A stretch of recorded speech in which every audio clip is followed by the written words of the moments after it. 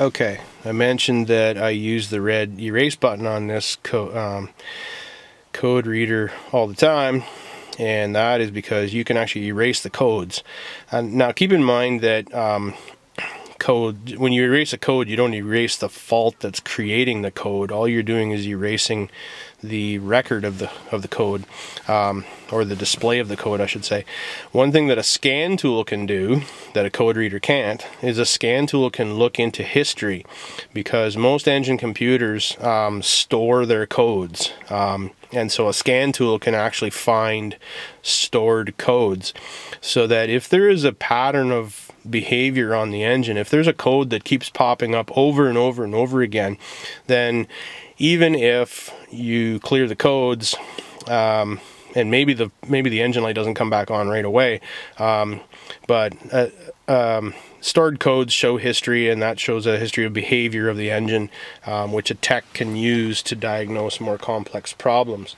It's also good for you to know that codes can come back, because if you go looking for a pre-owned vehicle and you're on Kijiji, and of course the guy's like, no problem, engine runs great, no engine lights, yada yada. Well, of course not. Of course there won't be an engine light, because he cleared it with one of these tools. And depending on the vehicle and depending on the fault, it sometimes takes a little bit of time for the fault to reappear.